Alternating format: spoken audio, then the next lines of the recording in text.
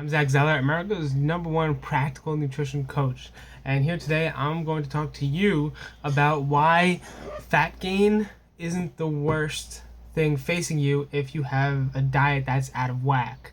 Now, I was just reading a story from the New York Times about one patient who she is 5'7" and only weighed 119 pounds.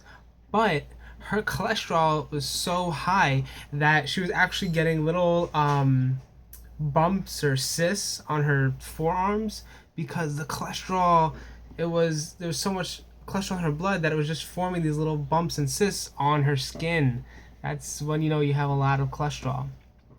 And the issue was, she wasn't heavy at all, she wasn't fat at all.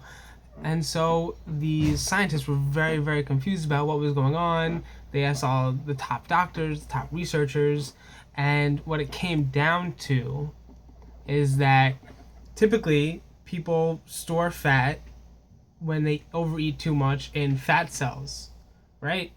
Now, fat cells, they grow in size, but they don't divide and grow in number.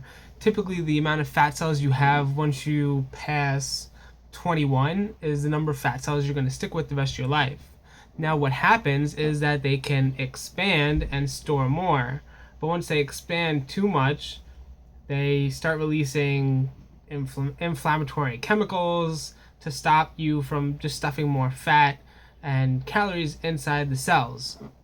So where does that fat go? It has to go somewhere. And what these researchers discovered is that, yeah, it can show up in your skin in little cholesterol bubbles, but more dangerously, it could surround your organs.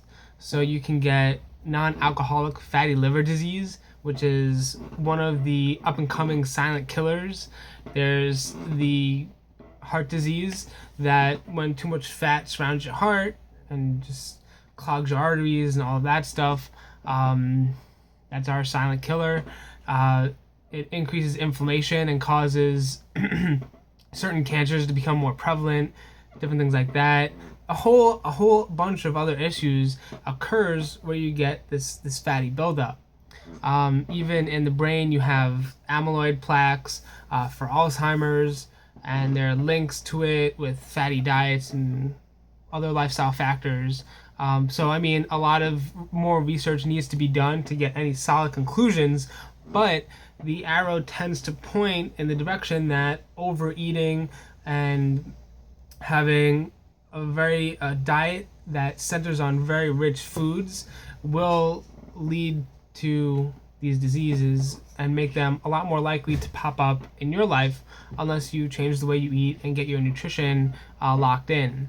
So if you're someone who feels that they're healthy, they don't worry about being overweight or obese, you still have to be careful, because if you're eating a very rich diet on that molecular level in your organs, in your tissues, in your bloodstream, you can still be building up to these chronic diseases, the type 2 diabetes, heart disease, non-alcoholic fatty liver disease.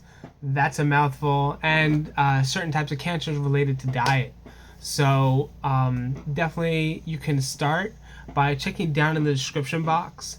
I have the link to my free video where I show you the 5 and 5 smoothie, the smoothie that helps my clients lose up to 5 pounds in just 5 days.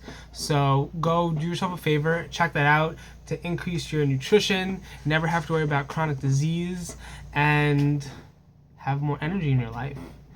If you like this video, give it a thumbs up. If you have any questions or comments, those go down below. And don't forget to subscribe to find out when I come out with new videos.